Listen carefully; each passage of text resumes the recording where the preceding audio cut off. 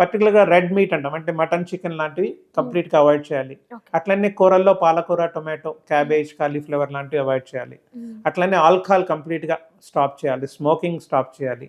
అట్లనే ఒబేసిటీ ఉన్న వాళ్ళకి కూడా స్టోన్స్ వస్తాయి, అంటే ఎక్కువ బరువు ఉన్నవాళ్ళు. సో వాళ్ళు కూడా అది ఐడియల్ వెయిట్కి రావడానికి ట్రై చేయాలి. Life style changes, walking, exercises అన్నీ కూడా చేస్తూ ఉండాలి.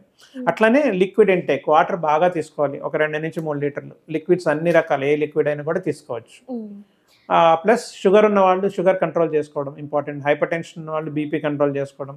అట్లనే సాల్ట్ బాగా తగ్గించాలి, సాల్ట్ రెస్ట్రిక్షన్ చేయాలి, ఎందుకంటే సాల్ట్ వల్ల కూడా స్టోన్స్ వస్తాయి. సరే, ఇప్పుడు సాల్ట్ తీసుకోకపోతే మనకు బీపీ డౌన్ అవడం, కంప్లీట్ సాల్ట్ తగ్గించడం కాదు, పర్ డే మనకు 1 to 2 grams సాల్ట్ తింటాం మనం, అది రెగ్యులర్గా తీసుకోవచ్చు. కానీ ఇప్పుడు ఊరగాయలు ఇవన్నీ ఉంటాయి కదా మనకు, పికిల్స్లో వాటిలో సాల్ట్ ఎక్కువ ఉంటుంది, అలాంటివి తగ్గించాలి అంతే.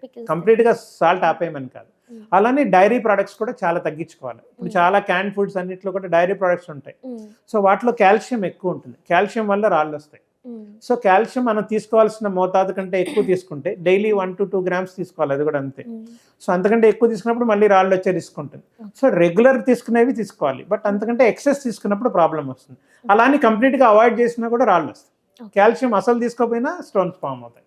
సో ఇది గమనించుకొని మనం రెగ్యులర్గా తీసుకునే మిల్క్, ఇప్పుడు రోజు మనం ఎంత తాగుతాం, మ్యాక్సిమం ఒక 3 గ్లాసులు 4 గ్లాసుల కంటే తాగం, పెరుగు కానీ పాలు కానీ పెరుగు కానీ మరి ఇది ఓకే. ఇంతకంటే ఎక్సెస్ తీసుకోకూడదు, అంటే ఐస్ క్రీమ్స్, పాలతో చేసిన స్వీట్స్, జున్ను, వెన్న, మిగడ ఇలాంటివి కొంచెం అవాయిడ్ చేయాలి అంతే. సార్ యాక్చువల్లీ ఇది నా పర్సనల్ క్వశ్చన్ అనమాట, ఈ పాలకూరకి టమాటాకి సంబంధం ఏంటి సార్? బేసిక్ ఏంటంటే వీటన్నిటిలో కూడా పాలకూర కానీ టమాటో, పాలకూర ఏంటంటే ఆక్సిలేట్స్ అని ఉంటాయి. ఇప్పుడు మీకు స్టోన్స్ ఎన్ని రకాలో చెప్పలేదు ఇందాక, యాక్చువల్లీ 2 రకాల స్టోన్స్ ఉంటాయి. కాల్షియం ఆక్సిలేట్ అంటాం, ఇంకోటి కాల్షియం ఫాస్ఫేట్ అని ఉంటుంది, మూడోది యూరిక్ యాసిడ్ అని ఉంటాయి. సో ఈ ఆక్సిలేట్స్ అనేవి ఎక్కువగా పాలకూరలో ఉంటాయి.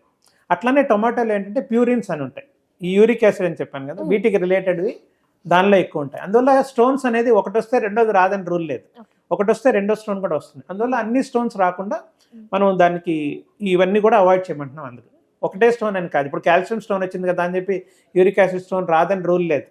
సో 2 ఫామ్ అయ్యే రిస్క్ ఉంటుంది కాబట్టి ఒక స్టోన్ వచ్చినా కూడా అన్నిటికీ మేము ఆ ప్రికాషన్స్ అనేవి చెప్తాం. అందుకని ఈ పాలకూర, టమాటో అనేవి కంప్లీట్గా అవాయిడ్ చేయమంటాం, డైరీ ప్రోడక్ట్స్ అవాయిడ్ చేయమంటాం, ఆల్కహాల్ అవాయిడ్ చేయమంటాం, అంతే మెయిన్గా ఇవన్నీ.